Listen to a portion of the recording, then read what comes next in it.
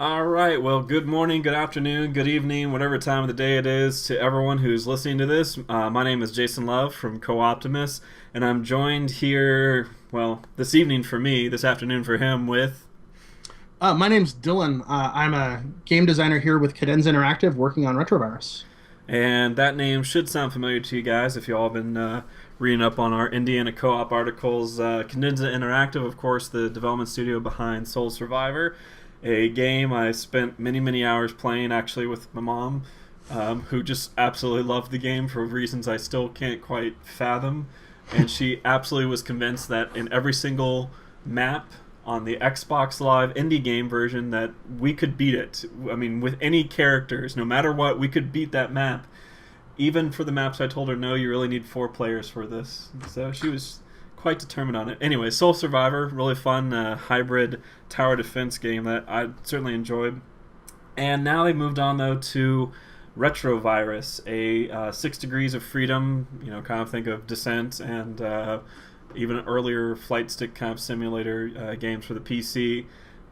6 Degrees of Freedom first-person shooter that's coming out sometime soon, within the next year or so, depending on quite a few factors, which we'll talk about. But has co-op in it, of course, and I'm going to actually let Dylan kind of take over here for a little bit and do a better job of talking about his game than I certainly can. Well, Retrovirus is kind of a hybrid idea in its origins. We wanted to do something that would be a little bit more active. One of the big problems we ran into with Soul Survivor is that if you started a game in multiplayer and you and let's say 3 friends began that game, it was impossible for someone in the community to just jump in and start playing with you. So if 4 people got together to make a game, that game was effectively off the charts for the one person who straggled in alone and wanted to play. So shooter was kind of a natural choice to fix that problem, because a smaller community, we want people to be able to join in and out as they play. So we started with that requirement. Whatever we did had to be a game where our multiplayer community could ebb and flow as it pleased, and there would still be games available. And we basically got together one night with a few beers and all of our guys and said, what do we want to do? And Descent kind of came up. And we thought, how could we do this? And then another game idea came up with set inside a computer. We let that stew for a couple weeks with our programmer, Matt Enright. And he went off to a Christmas vacation and came back with a prototype. Best ideas I've ever had certainly have come from sitting around with a few beers, so good to know that that tradition is continuing elsewhere in the world. But the sort of impetus behind all this for you guys who are listening is that this is just sort of a free flow Q&A and just getting a little bit more, not only information about the game, but also with indie development on the rise, quote unquote, for if you read some places. I mean, for you guys starting off, I mean, you pretty much started off as just friends who wanted to make a game, and that was Soul Survivor. And we don't need to necessarily retread all that ground, but Soul Survivor done, and both through the Xbox Live indie version and then through PC, and you see money coming in from that. I mean, you said sort of this is how the development and the idea for Retrovirus came about, but how'd you bridge that gap from, okay, let's keep going with this? I mean, and how do we keep going to make the next thing instead of just saying, well, that was fun, let's go back to our day jobs? Day jobs weren't an option at that point. We had all had the taste, and that was what we needed to continue. Soul Survivor was not by any stretch game of the year, but it was successful enough by our own modest standards that we were able to make Retrovirus almost entirely from its Steam. I don't use that word without calculation either. Steam was extremely helpful to us. Almost all of our publicity came via Steam. We sold a lot of copies on Steam. But Soul Survivor gave us the momentum, and we were able to just essentially move our guys into a house together, into a larger house with more team members living under the same roof.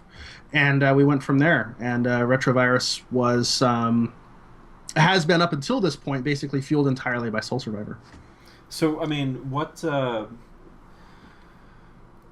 Retrovirus seems kind of like an ambitious project for you guys to take on as a second thing, right? I mean, if you go from Soul Survivor and you said, okay, you got a good amount of revenue from that, why not continue with something in that genre, or at least something that's a quote-unquote safe bet for where to go with the game development, as opposed to taking on a genre that people haven't seen since Descent. I mean, or since the mid '90s and the heyday of PC gaming, and to change up what was a top-down third person into suddenly first-person shooter. I mean, that's pretty much changing everything that you guys have done.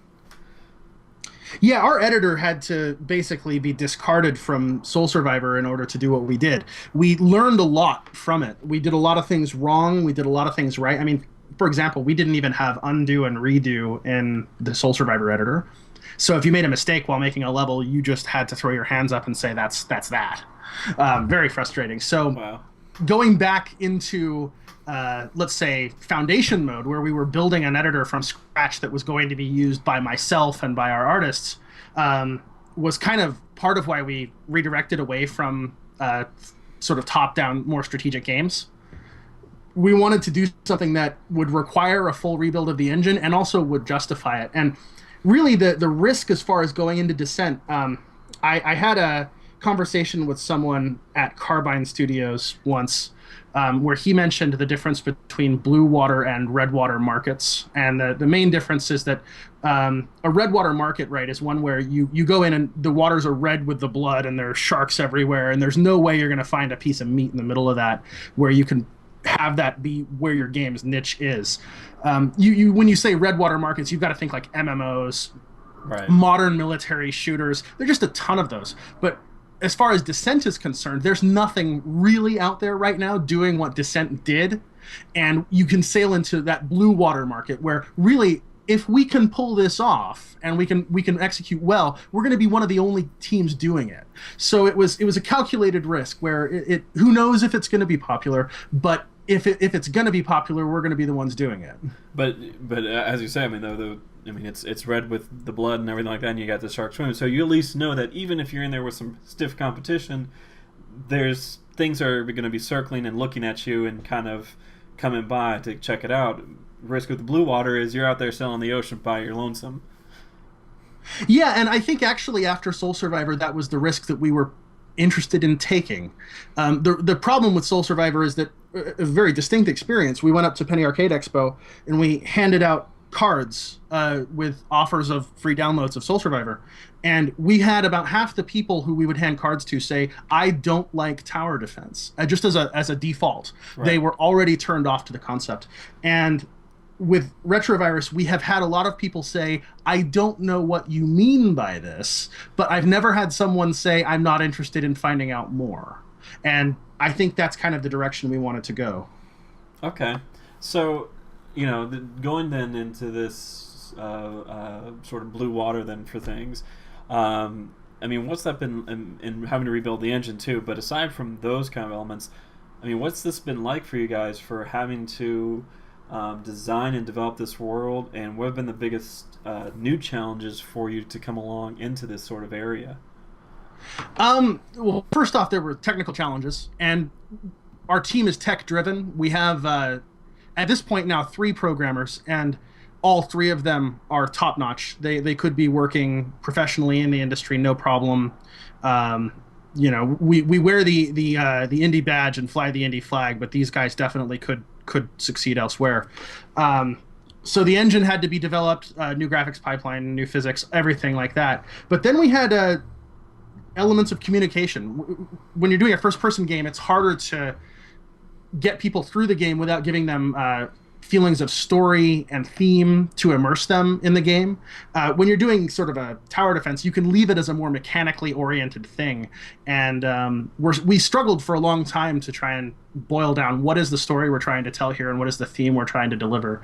And we've kind of started to get that, especially because we've hired a guy whose full-time job it is to give us our theme and to work with the voice actors to kind of provide that extra thematic touch. So, kind of sort of professional or at least B-list voice actors that you're into the kind of credit roll here? Our current voice actress is a former Blizzard employee, and my understanding is that she did some work with the female barbarian from Diablo 3. Oh. So, yeah, I mean, I don't think she's done a whole lot, but she certainly has experience in the booth, and she's very, very capable. So no chance though of seeing Nolan North in your game somewhere. No, unfortunately not. We're not going to be able to pull a Ryan Payton and suddenly come up with two huge name actors and have our Kickstarter turn around. And where'd that come from, by the way? That was the interesting thing I said, because I saw on Twitter of Ryan Payton. I mean, Ryan Payton, former producer from Metal Gear Solid 4, and sort of known within the industry as being a games producer. But yeah, he was tweeting about your game and talking about it, going and getting this funded on Kickstarter. I mean, where'd that come from? That kind of surprised me out of the blue to see. Well, one of the things about making an indie game is that you have to be completely precocious. You have to be willing to talk to everybody about your game. And effectively, it was just me having the stones to send him a message and say, hey, this is our game. Have you seen it? And I think he's also kind of cognizant of where he is because of Kickstarter. Obviously, he has a ton of experience in the industry, but Kickstarter has kind of delivered him into this place where he can make this really excellent game that he wants to make. So I think it's kind of... we're doing something similar. He wants to help give back a little bit by giving us the tweet. Maybe he thought the game was actually kind of cool. But we're talking with everyone. I mean, I'm talking with popular YouTube streamers, guys like Total Biscuit, Jesse Cox. We're trying to get something going with. Actually, people from MLG who I just happened to run into while I was there at their Anaheim event. I mean, really, I'll talk about my game with anyone, and sometimes it pays off. Yeah. So with what's out now, and you guys actually have a public alpha, right? That you released on the site. So the alpha, and I played through that. Takes you through I think like 6 levels or so, just kind of starting off to get a good feel on what the game plays like, more or less. Obviously, not all the features are there, and there's a lot that to get tweaked and sort of refined as time goes on. But as a player who goes in and plays this alpha, I mean, what sort of part of the vision does that represent? And I know you said too that trying to find someone to play co-op with is interesting to do right now, given the state of it. But even just from a single player perspective, what does that sort of represent overall for the game? The alpha has about 5% of the total single player content, and that also represents co-op content. It does not represent specific authored co-op content that I want to produce. And when I use that phrase, it's really intentional. I'm thinking about something along the lines of Portal 2's 2-player campaign, where you actually have some objectives that require cooperation between the 2 players that can only be accomplished by 2 bodies. I have some levels that I've kind of messed around with that I want to actually include that as a feature. That was something that, frankly, we were going to do pre-release if we got Kickstarter. Without it, that's something that's going to be after. Obviously, the ability to do internet multiplayer, right now we just can't do that ourselves. Sure. We rely on a third party like Steam to provide us that kind of matchmaking service. Also, with even just technical limitations like getting through people's routers without having to set up forwarding every time, Yeah. Well, so that's interesting. So let's talk a little bit about the co-op features and kind of the focus on that. I guess it's appropriate for the site to talk about that at some point. Mm-hmm. It's full campaign co-op, right, with 2 players, and it's online and local. Is that am I correct? Remembering the correct? And based off of what I've played so far, just for the single player campaign, I mean, how is that second player really integrated into it? Are they just essentially another pair of guns? Are they actually sort of addressed in the story at all? I mean, what's the kind of idea with that second player?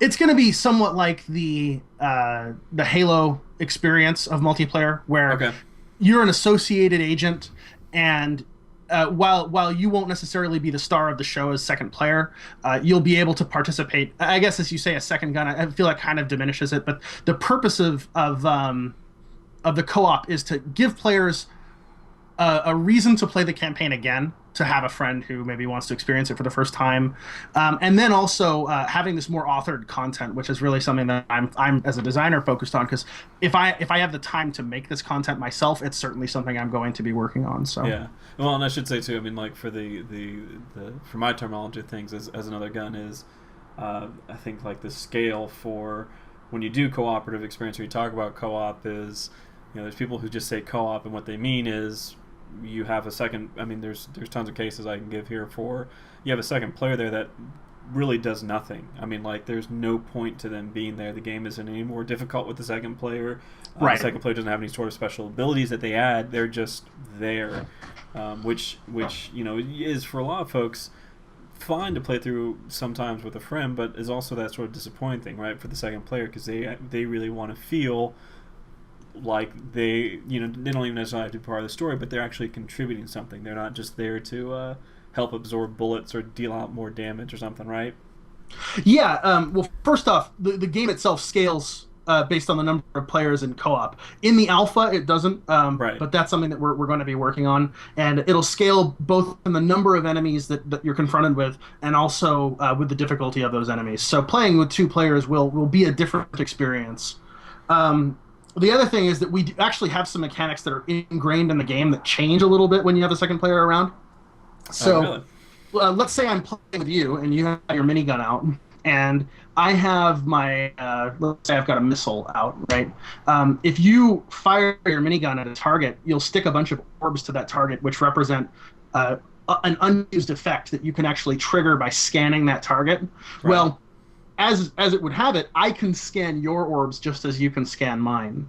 So instead of you spending the resource on the scan, or instead of me deciding, I want to lock onto this target, you can scan a target for me, or you can lay down shots on a target for me, and then I can activate that effect if it benefits me. So let's say a character is charging me and I'm about to die, and you've put on it some of the minigun orbs. I can cast a scan at that, which knocks that creature back relative to me rather than relative to you, which means I can kind of use your resources as you can use mine. Oh, that's interesting. Okay, so there is that little bit of because certainly what I've noticed is in the encounters is that you just kind of get you come into a little area and there's some enemies, and so you shoot at all the enemies, and obviously and the reason I wanted to ask about what sort of percentage it represents is noticing that I have some of these abilities, but doesn't seem necessarily like maybe they register to their full effect, or like what I can see you guys perhaps going with it.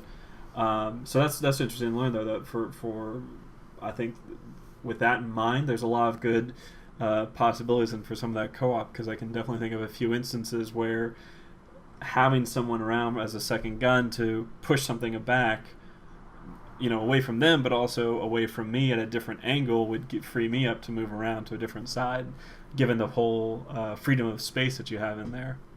Yeah, and one of the difficult things right now that we're struggling with is that we have a game that's really hard to learn if you've never played a 6 Degree of Freedom shooter, Sure. as compared to a basic, what the Descent community calls a ground pounder shooter. If I put you in front of Modern Warfare 8, right, you're going to know mouse, use WASD, fire with left click. That is all there for Retrovirus. So when I say hard to learn, that core is still there. The difference is that, like our weapons system, we're still figuring out how we tell players, okay, now you need to scan and you need to experiment with this. And we're coming up with puzzles in the world where you can't go past without using these scan effects. So sometimes you have to knock things back, or sometimes you have to create a group of explosive shots and then trigger those with a scan in order to break a barrier that's in your way. It's giving you this opportunity to play with this material, and it's like Arkham Asylum, when you have the goo that lets you break through walls, it would be like that, except imagine, you can use the goo in this other way to kill this enemy, you can use this as a multi-tool rather than just a single, break through this barrier. Sometimes you can use it to AoE enemies, sometimes you can use it for crowd control.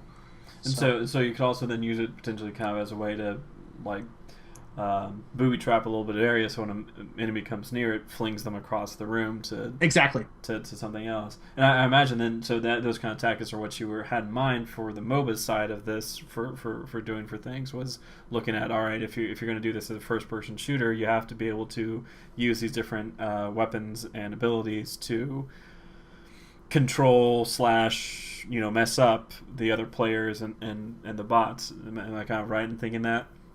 Yeah, and it's also one thing that we're still working on, and we're actually probably still going to have, even if we have to go through very quickly with the game release, is class customization.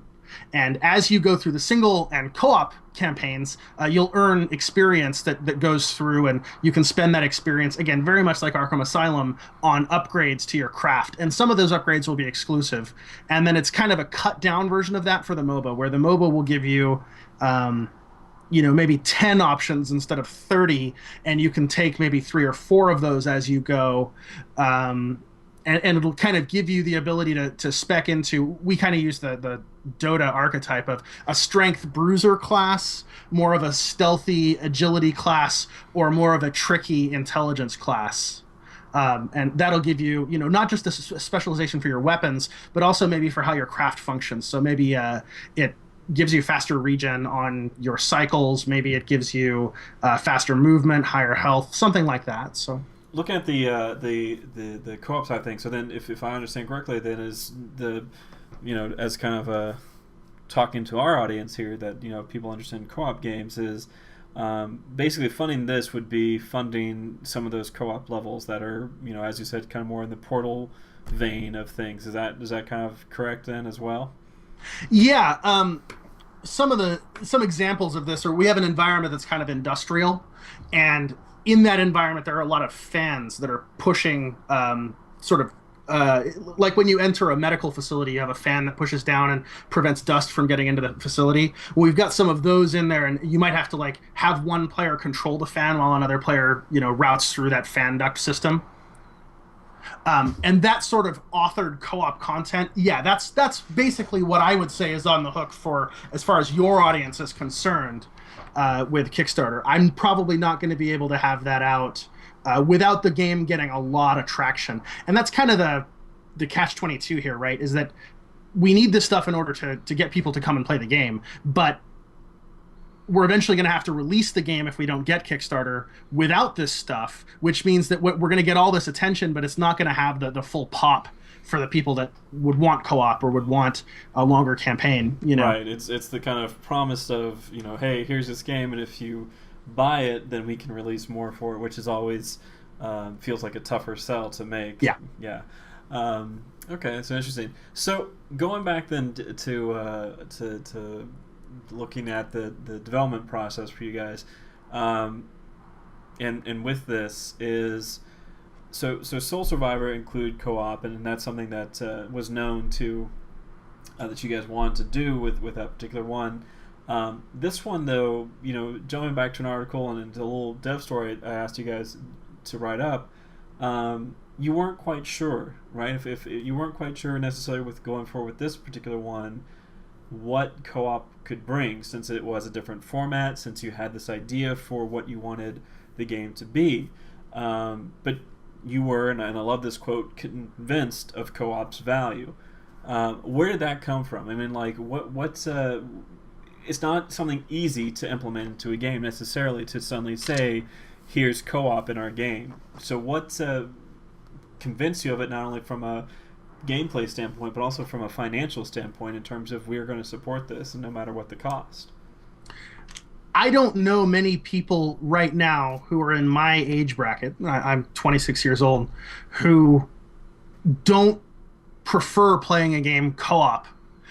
There are some, I'm not going to obviously make wide sweeping judgments, but co-op is sort of the thing that brings the party together. And I feel like that's an underexploited market. There's a lot of potential there where, let's say Valve is sort of getting into that with Portal 2, and they've kind of explored that.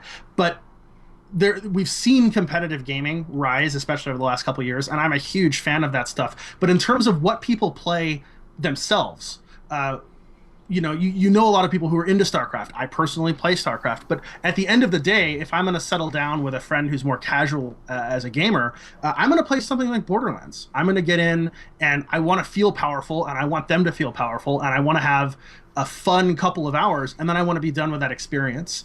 And that's something that co-op brings. It brings a sort of mutual shared experience that, again, I don't think many companies are putting the emphasis on. So.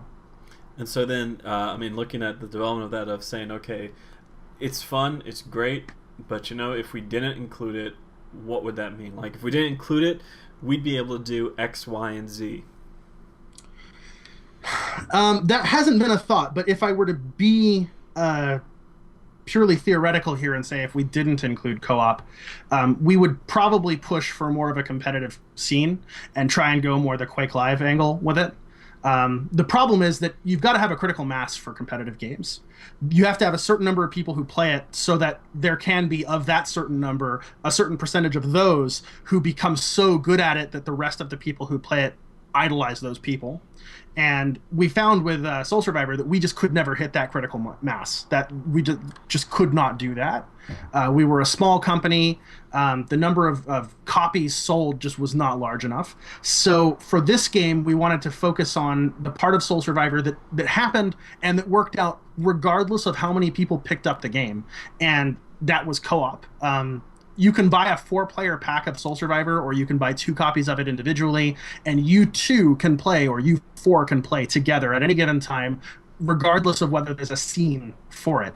So in 10 years' time, someone picking up Soul Survivor for the first time can play and have that same co-op experience as you could on day one. The competitive scene needs a scene around it. So as cool as I think that is, and as much as I like that, the value of co-op is that it's multiplayer that you can do without having a community, which is pretty cool.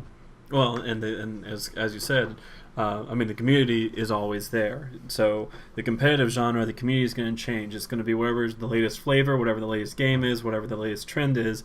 Co-op, I mean, anyone is going to be looking for that at some point. Whether it's playing Modern Warfare with a friend, or if it's playing something more casual, that community just exists as gamers. Yeah. And again, it's like I said, they also exist in isolated pockets, which is nice. As much as I want my co-op community to interface with each other and to have their individual little enclaves of players to link together, even if they don't, 2 friends who will never play games with anyone else outside of each other. Let's say even a husband and wife tandem. I know a couple of couples myself who play games like this. They will pick up a game and they'll play just the 2 of them. They'll never join the community. They'll never go on a forum. But those 2 can have that experience together and have a multiplayer experience where it doesn't matter who else plays. They're playing themselves, and that's the focus. And their experience, again, is a shared experience. It's a mutual experience rather than a competitive and an antagonistic experience. So yeah, absolutely. And I definitely know from emails that we get, and from even seeing a few things up on the site, that we've definitely seen a few of those folks to Co-Optimus, and of course very grateful for everyone who does end up finding the site and who posts there and is interested in doing it, because it's certainly a passion that on staff we all share and that we love to see and herald out in the general broad community too. So I think that's great. I think that's for you guys to identify that and be able to see what it is that sort of brings gamers together in one way or another. So, in kind of closing this up, because I don't want to take too much of your time, knowing with the time difference and everything like that, but in closing up here, kind of a little bit of a free space for you that I always like to provide for folks is just your sort of thoughts on things, and it can be as broad as I think we're going to see a whole lot more studios start pulling away. I think or I think co-op is the greatest thing since sliced bread. I mean, leave it open to you, man. What do you think? What's your sort of feel right now on the gaming development community and your side of things from how you view it? Well, indie development is as open right now as it has ever been, and there's a trend now toward accomplished industry veterans, again, like a Tim Schafer or a Ryan Payton, being able to go off on their own and using Kickstarter or even more traditional funding get the means to make a game themselves without having to go through the big guys. And that's refreshing. It means that a game, I mean, I keep going back to Ryan Payton's example of Republic because that game is beautiful to me. It combines the theme I like with an atmosphere I like, but to make a game like that and to have the audacity to make a game like that requires independence because most studios aren't going to get behind that. And for me, co-op is kind of a frontier within indie games where someone, hopefully like myself, can spearhead development in that can't be done by a larger studio, where the larger studio would say the value is on having, X number of games active at any given time on Xbox Live or something like that, where instead I'm saying the value is in creating an experience where one person really is symbiotic with the other. That's actually something that I'm really big into trying to find, and we kind of had some ideas prior to this game that we decided not to do effectively because of art concerns. We had a hard time coming up with how we would be able to do people. That's something our studio struggles with our current staff, that we're looking forward to. But definitely looking for indie games in general to be pushing the co-op field, because I think of all the innovative forces right now in the games industry, the majority of them are coming from independent places, and they're well funded. They're very creative, and the media, as frustrating as it sometimes feels from the perspective of an indie game studio, the media listens. If you have something really unique, they will hear you. So, okay, excellent. Well, hey, Dylan, thank you so much as always for your time and for chatting with me. I always have a good time hearing your thoughts on what sort of the development world, both its joys and its pitfalls entail. And as a reminder to everyone who's listening, then Retrovirus's Kickstarter and Cadenza's Kickstarter is up still for the next 24 hours by the time you guys hear this. So definitely do, if you're interested, and go check out the game, play the alpha. You've heard already that funding it doesn't entail getting some more co-op specific sort of missions and content available to you, so it's definitely worth checking out. And Dylan, thanks again, and I'm sure we'll be in touch and wanting to hear more about Retrovirus. Yeah, my pleasure. I mean, success or failure on the Kickstarter, it's always a pleasure to speak with you, and I'd very much like to, at some point after the Kickstarter, again, success or failure, sort of do a post-mortem on that, because I think we've learned a lot about what Kickstarter does and how to succeed and how to fail. And if we fail, I think we have a pretty good idea of what we did wrong. So absolutely. No, yeah, the any sort of co-op thing is set up just for that purpose, for you guys as any sort of indie developers out there to kind of get a platform for. Yeah. So on behalf of Co-Optimus, thank you again, and this is Jason Origami Panther Love signing off.